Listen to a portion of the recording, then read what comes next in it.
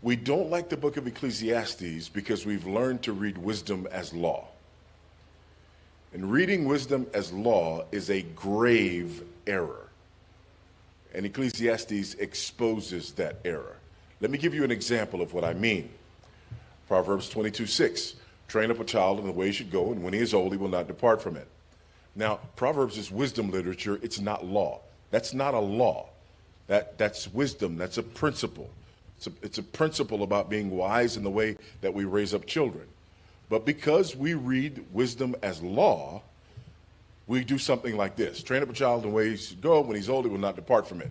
A child raises up, right, becomes an adult, and then, goes off and lives a life that is completely counter to anything that we wanted or anything that we desired or anything that we tried to put into that child. Well, because we read wisdom as law, here's how we explain that. Number one, I must have done something wrong. Because if it's a law, train up a child in the way he should go. When he's old, he will not depart. If the child departed, then I must not have done what?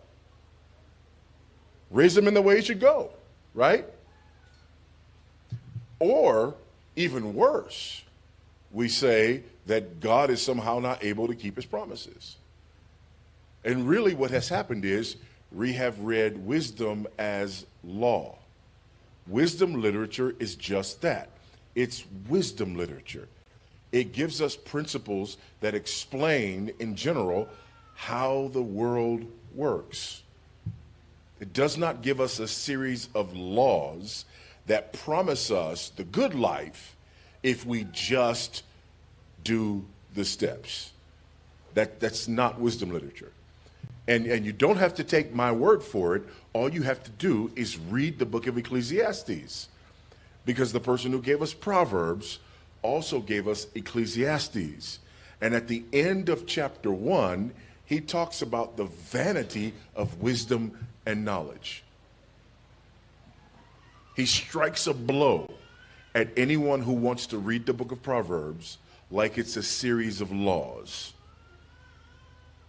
When I think of this, I always think of Job's friends. Job is an upright man. God himself refers to him as a man who is upright and perfect. Satan's going to and fro. God says, have you considered my servant Job? God gives Satan permission to wreak havoc in Job's life. Horrible things happen to Job. Then, after he loses everything that he has, Satan comes back. God's, and he says, that's just because you didn't let me touch his body. Then there are the terrible boils and everything else. And when Job's friends show up, if you pay attention, what they're doing is they're going through Proverbs and they're saying, you must have done something wrong. Because people who live rightly don't experience what you've experienced. So confess. Tell us what you did.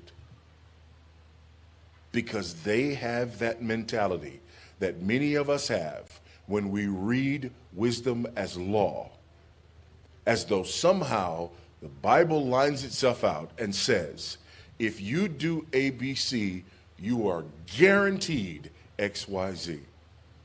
And nothing could be further from the truth.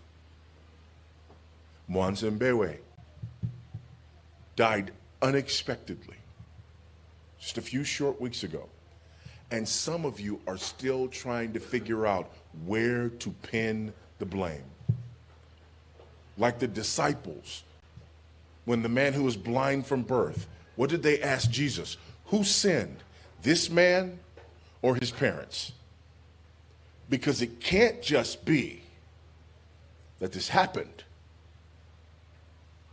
Because the world must work in this way. You do ABC, you will get XYZ.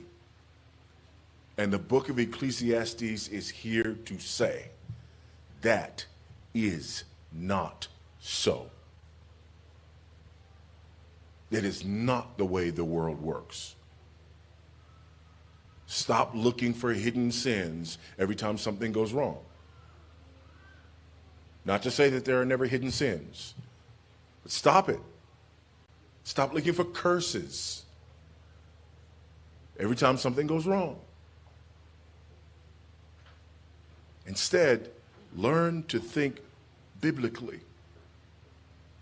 Please subscribe and hit the notification bell for more truth and to spread the light of Jesus Christ.